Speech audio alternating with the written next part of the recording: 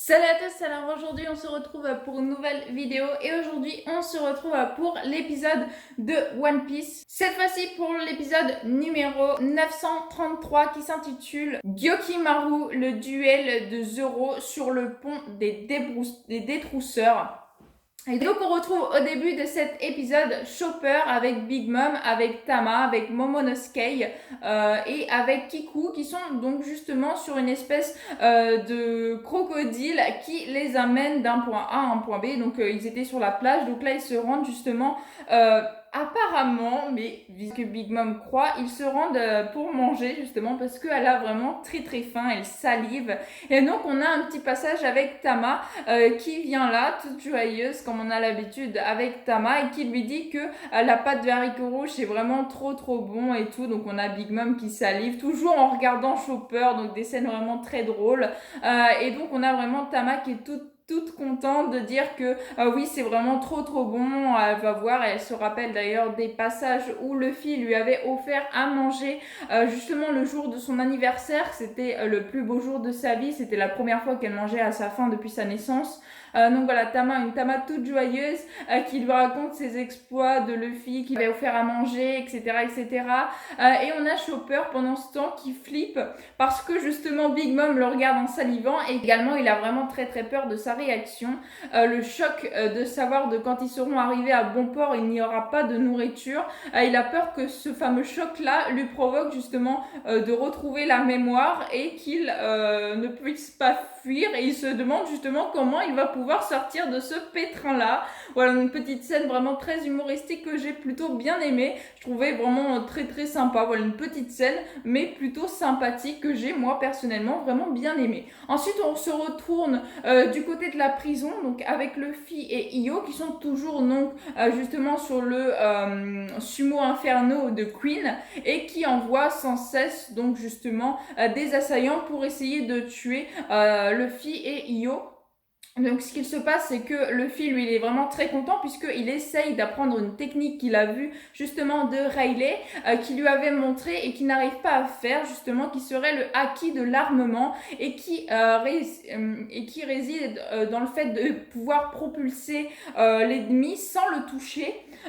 Donc voilà, comme si c'était vraiment un coup invisible, un peu comme quand Luffy il évite les attaques comme ça sans vraiment réfléchir, il évite juste les attaques en les sentant arriver. Donc là c'est un peu le même principe mais en repoussant un ennemi. Et ce que Luffy n'arrive pas à faire, et donc il essaye de s'entraîner, il est plutôt content puisqu'il peut s'entraîner, il a plus les menottes en granit marin, il a simplement un collier qui risque de le trucider si justement il sort de ce fameux cercle. Mais pour l'instant Luffy est plutôt content puisque ça l'entraîne, et justement c'est de l'entraînement qu'il a besoin puisqu'il a bien vu qu'il s'était fait rétamer par Kaido. Donc voilà, pour Luffy c'est plutôt du bonus qui est en train de se passer pour lui. Donc ce que fait Queen, c'est qu'il envoie des assaillants plus ou moins forts les uns que les autres, et à un moment il envoie les Glifters.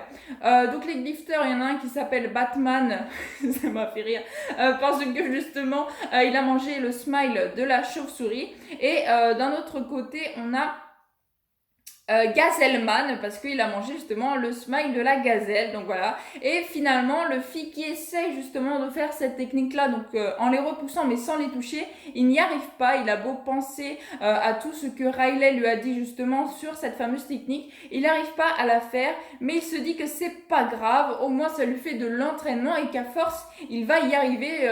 Le principal c'est que il puisse donc protéger Io bien sûr, mais aussi donc rester surtout dans ce cercle là pour pas se faire tuer, et lui pendant ce temps il peut s'entraîner, donc c'est tout bénef pour Luffy. On se retourne du côté de Zoro qu'on avait laissé donc à l'épisode précédent et qui était donc en train de se battre avec un espèce de ramasseur de katana. Il avait plein de katanas sur lui qui visiblement il les aurait pris à différents samouraïs, il ferait une collection.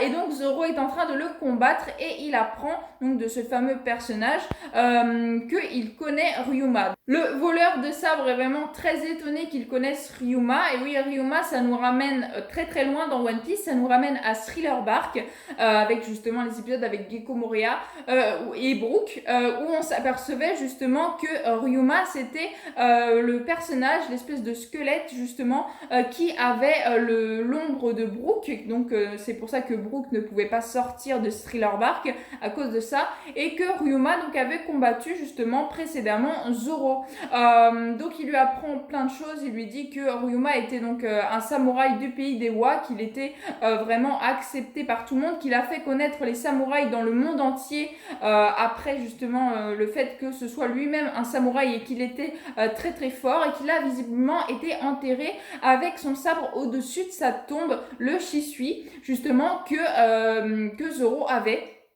qu'il a eu, je crois, qu'il lui a donné, Ryuma lui avait donné au Brook, je sais plus trop. Mais enfin bref, et du coup, ce fameux personnage qui prend les katanas à tout le monde veut récupérer Susui. Et Zoro, lui, veut le reprendre, justement. Donc voilà, s'ensuit un petit combat entre eux deux. Un combat qui ne dure pas très très longtemps, puisqu'il est interrompu par une femme qui court et qui a dans les bras, visiblement, Otoko qui est une petite fille qui rigole tout le temps, qu'on avait déjà vu précédemment de précédents épisodes, et qui, moi, personnellement, j'adore. J'ai hâte de pouvoir voir l'épisode justement où on va apprendre le pourquoi du comment elle rigole tout le temps, parce que c'est vraiment un truc qui m'avait choqué dans le scan, que j'avais bien aimé. L'histoire était vraiment très très belle, et j'ai hâte justement qu'ils en parlent dans l'anime. On se rapproche petit à petit de ce passage-là, et j'ai vraiment hâte qu'il soit animé pour pouvoir vous en parler justement, parce que j'ai pas mal de choses à dire dessus.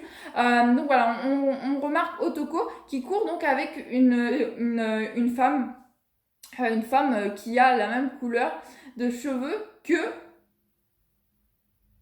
Komurasaki. Voilà. Et qui semble donc justement être poursuivi par un tueur. Et le tueur, j'ai vraiment hâte de savoir qui c'est. Enfin, moi je sais qui c'est, voilà, comme je le dis, je le répète à chaque anime, je spoil pas, vraiment je ne spoil pas quand je fais les reviews d'anime, parce que je pense qu'il y en a qui suivent l'anime et qui ne suivent pas forcément le scan. Voilà, donc je ne vous spoilerai pas, mais donc on les voit qui sont pourchassés par un tueur. Et ce tueur là, quand j'ai appris c'était qui, je ne m'y attendais, mais alors pas du tout, vraiment, c'était un gros choc pour moi. Donc ils sont poursuivis par un personnage, un dénommé Itokiri Kamazo, qui se dresse contre eux, qui visiblement veut tuer ces deux jeunes femmes-là, parce que il veut tuer Otoko, je crois, parce que justement elle rigole tout le temps, et lui semble justement rigoler tout le temps également. Un tueur qui rigole, c'est un peu space, hein, ça fait, comment on appelle ça ? Ça fait psychopathe. Bref, et donc Zoro s'aperçoit de ça, et bien sûr, malgré qu'il est en plein combat, il va sauver justement cette femme et Otoko, qui sont là, qui sont sans défense, et qui sont justement persécutés par ce tueur-là, Kamazo. Donc bien sûr, Zoro intervient des deux côtés. Donc d'un côté, il stoppe le coup de Kamazo justement pour protéger les deux femmes. Et de l'autre, il a son autre sabre justement pour intercepter Guy Kimaru, là, celui qui justement vole les sabres. Il est genre comme ça ou comme ça, je sais plus. Enfin bref, il intercepte les deux attaques. Il demande à l'autre d'attendre un petit peu, qu'il le combattra plus tard, que là il faut qu'il s'occupe justement de cet assassin qui tente de tuer deux femmes. Donc il lui demande d'attendre un petit peu, visiblement.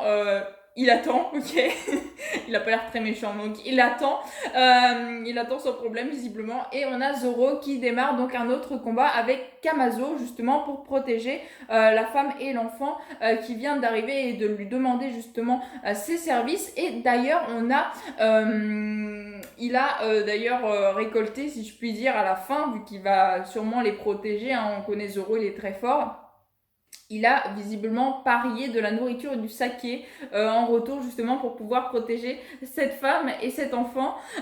Du coup, Zoro s'entame un combat contre Kamazo, et il semble être plus ou moins de force égale. Voilà, et Kamazo utilise une espèce de tornade, il tourne avec ses lames, et du coup ça fait une espèce de tornade. Et Zoro, lui, il assène des coups, mais qui ont l'air vraiment ex aequo au niveau de leur force.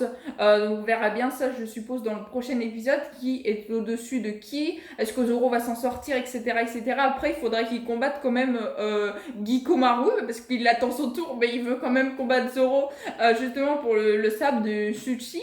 Voilà, et on a même Zoro à la fin de l'épisode qui enlève sa cape, son espèce de cape de kimono, pour visiblement avoir une posture plus sérieuse et pour prendre vraiment ce combat très au sérieux parce qu'il se rend compte que Komazu est vraiment très très fort et qu'il faut vraiment qu'il prenne ce combat très très au sérieux. Et l'épisode se termine comme ça. Alors franchement, cet épisode de One Piece, je l'ai trouvé vraiment très très bien. Comparé à de temps en temps, je trouve les épisodes de One Piece vraiment très très longs, pas très intéressants. Je trouve qu'ils sont vraiment très très longs en fait. Les épisodes de One Piece sont très longs. Comparé au scan qui pète dans tous les sens à chaque scan, l'anime est un peu plus plan-plan. Mais là, j'ai trouvé vraiment que cet épisode-là était vraiment très très bien. En tout cas moi j'ai vraiment aimé cet épisode. J'ai trouvé vraiment très très bien.